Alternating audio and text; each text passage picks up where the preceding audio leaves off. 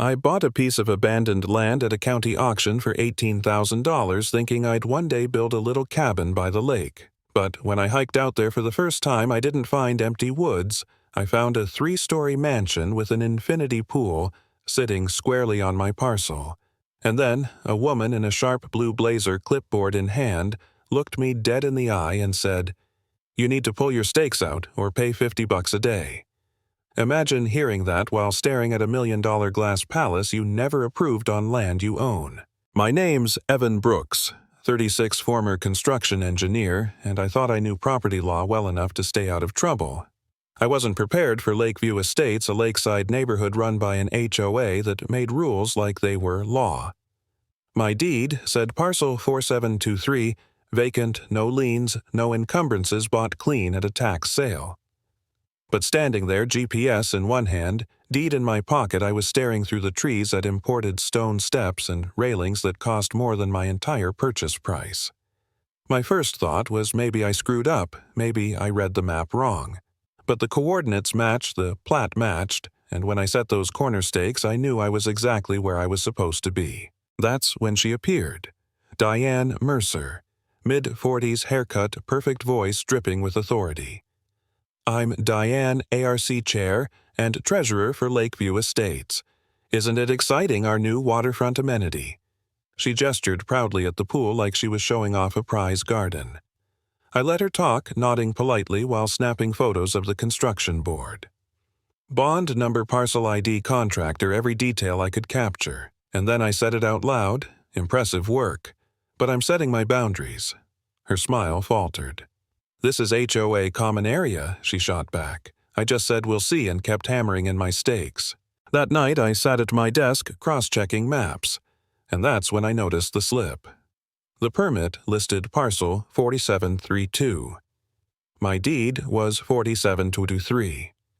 One digit swapped. But in land surveying, one digit means a completely different lot. They hadn't built on HOA land at all. They'd poured 6 figures of concrete and glass right into my woods. Still, I wasn't ready to gloat. I sent a certified letter, calm and professional, "Please provide permits, easements, proof of authorization." Their answer came fast and loud, an official violation notice. "Remove your stakes in 5 days or pay $50 per day, signed Diane Mercer. $50 a day for staking my own property." That letter rattled me more than I wanted to admit. I sat awake at 2 a.m., staring at satellite images, second-guessing myself. What if I was wrong? What if I wasted 18 grand on a legal nightmare? What if the county records were outdated and Diane was right? I felt the weight of the whole HOA pressing down on me like I was some squatter trying to claim what wasn't mine. For a few hours, I really thought about walking away, just eating the loss, finding peace somewhere else. But then I dug deeper into the permit folder. Buried there was a temporary construction easement permission to use my parcel for staging, expired March 15th, and the excavation log, March 22nd. They had no legal right to be there. That one slip of paper turned my doubt into fire. I wasn't crazy, they were. I called the county inspector, John Carter, and asked him to verify.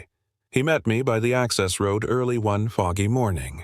My stakes were still there, though the crew had sprayed them over with orange paint strung yellow tape like their word meant more than my deed. Workers told me to leave.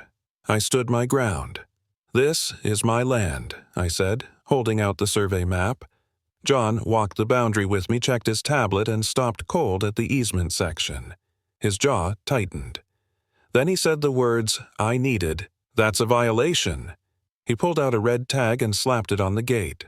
"Stop work order, effective immediately."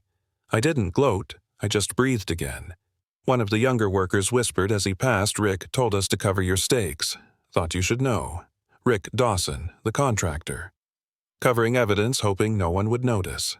I gathered every scrap of paper, wrong parcel numbers, expired, easement, the stop work order, and sent copies to the bonding company. Paul Martinez, their agent, called me back.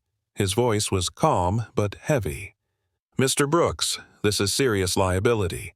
The bond covers $135,000. If this construction isn't legal, my company pays. That was the moment I realized I had leverage. Not anger, not fists, just paperwork. A week later, I was summoned to the HOA office. Diane didn't waste time. "Evan, you're blocking 2 years of work. 32 families are counting on this pool. Minor lot line adjustment, everyone wins." She slid a document across the table, her eyes sharp. I leaned back. "Lot line adjustment requires both owners to agree. Did you get my consent?" Silence. Then she admitted it. She had signed an affidavit under oath swearing the HOA owned my parcel. Fraud, black and white. She looked pale when I read it aloud. "You swore this land was yours. You never even checked the title, did you?" She stammered. "It was a formality." Under penalty of perjury, she called it a formality. From there, the dominoes fell. Paul, the bond agent, convened a final meeting. Diane, Rick, the HOA attorney, and me. Paul laid it out. Demolition would cost $80,000 and trigger fraud claims. The alternative was cleaner transfer of improvements. Everything built on parcel 4723 would legally become mine at zero cost. Diane's voice cracked. "You're giving him the entire project for free." Paul didn't blink. "It's cheaper than fraud charges." Rick, desperate, threw Diane under the bus. She told me to start before approval, said the vote was a formality. The attorney looked sick. Diane looked smaller than I'd ever seen her. Finally, with trembling hands, she signed, "The mansion, the pool, the stone, the glass, all of it transferred to me. Purchase price $0. I walked out holding papers that gave me more than I'd ever dreamed. Diane lost her titles, her reputation, maybe even her freedom if prosecutors pressed perjury. Rick lost contracts, his name tarnished for covering stakes and redrawing lines that never moved. And me. I didn't win by shouting. I didn't win with threats. I won because deeds and dates don't lie. Because I refused to sign away what was already mine. And that's the lesson I carried out of those woods paperwork weighs more than concrete.